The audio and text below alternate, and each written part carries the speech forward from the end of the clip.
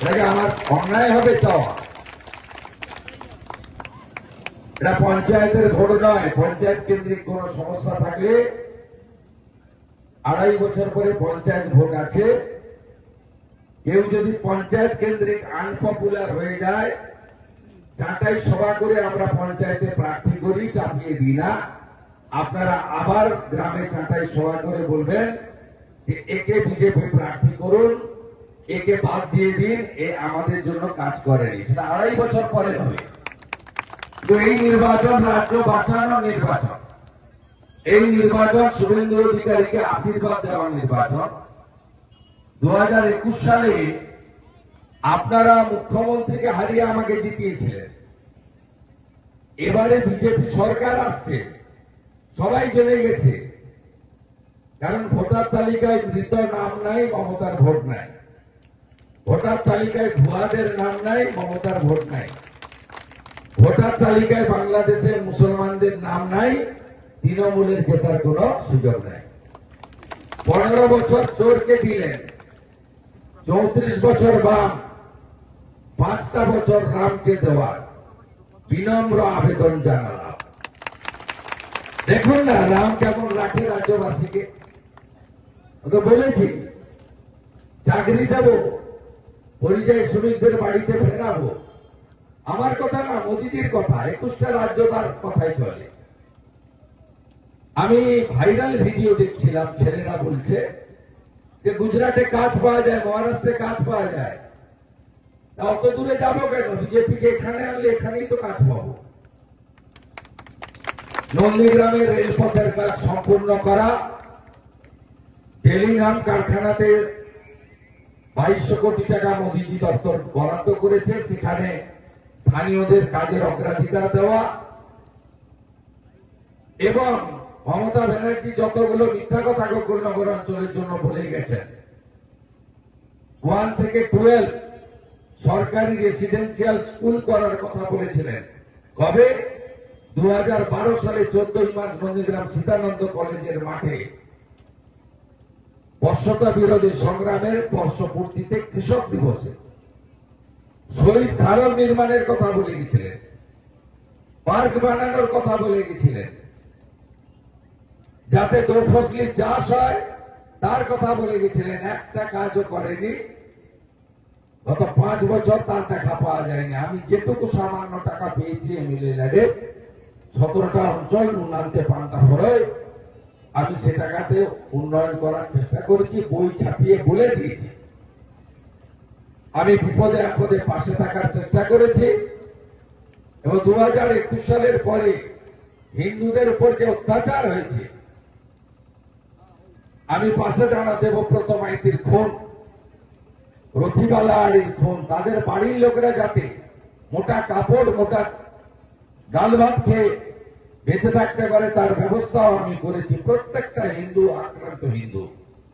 2021 সালে জানুয়ারি মাসে 150 মোটরসাইকেলে 450 জন জিহাদি তেখালি বাজারে এসে বাড়িতে হিন্দুদের দোকান লুট করেছিল, 3টে বাড়িতে। আপনারা ভুলে যাননি। আমি আপনাদের বলবো, এই লড়াই কোন ব্যক্তির লড়াই নয়। এই লড়াই তুলসী মঞ্চের সম্মান।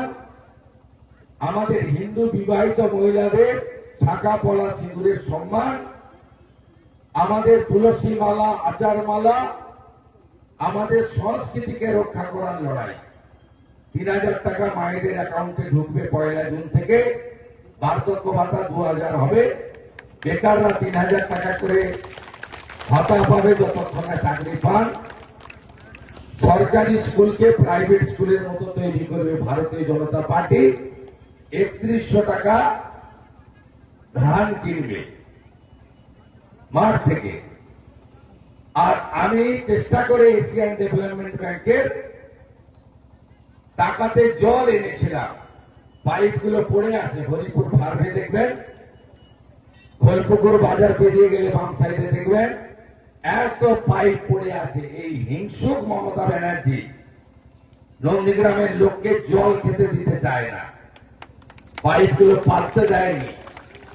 23 তারিখে শিক্ষা দিন, পদ্ম ফুলে 1 নম্বর বোতাম টিপে আপনাদের বন্ধু শুভেন্দুকে নির্বাচিত করবেন, এই আবেদন রেখে গরমে আর কষ্ট দেব না।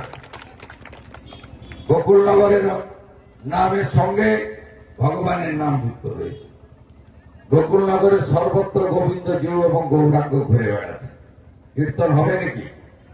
হবে? শুরু করুন। গৌরাঙ্গ গৌরাঙ্গ গৌরাঙ্গ হে, হা গোরা প্রাণ গোরা গৌরাঙ্গ হে,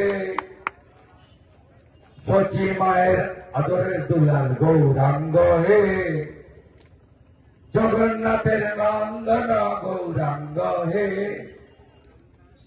নদিয়া বিহারী গৌরাঙ্গ গৌরাঙ্গ হে, নবদ্বীপের পথে পথে গৌরাঙ্গ হে।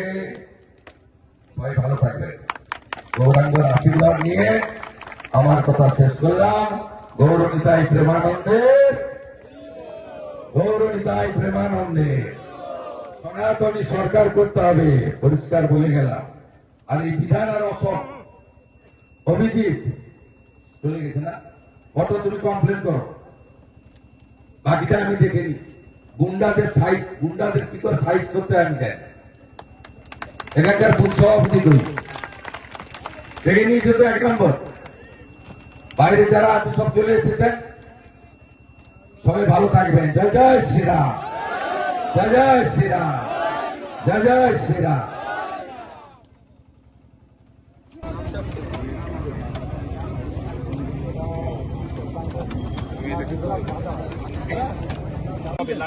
ডিসি পোর্ট দায়, ফিরাদ হাকিম হেরে যাবে, ফিরাদ হাকিম হেরে যাবে, সেই জন্য সব। দাদা, গতকাল ভোটারদেরকে প্রভাবিত করার কথা বলতে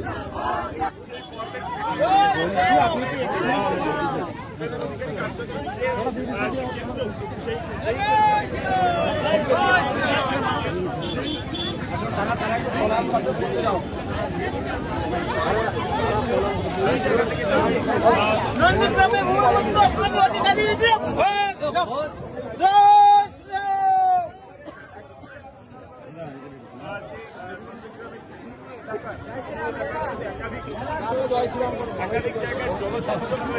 এবং সেই জনসংযোগের মাধ্যমে কিন্তু যারা সাধারণ মানুষ, যারা কর্মীরা, তাদের সাথে কিন্তু একবারে কথা বলা, তাদের সাথে লাস্ট মিনিটের যে টিপস, সেই টিপস শেয়ার করা এবং তার পাশাপাশি মানুষের জনসংযোগ এবং মানুষের যে কনফিডেন্স, সেই কনফিডেন্স বিল্ড আপ করার যে কাজ, সেই কাজ কিন্তু এই মুহূর্তে তিনি করছেন এবং সেখান থেকে দাঁড়িয়ে সেই কর্মসূচি থেকে সবাই ছিল।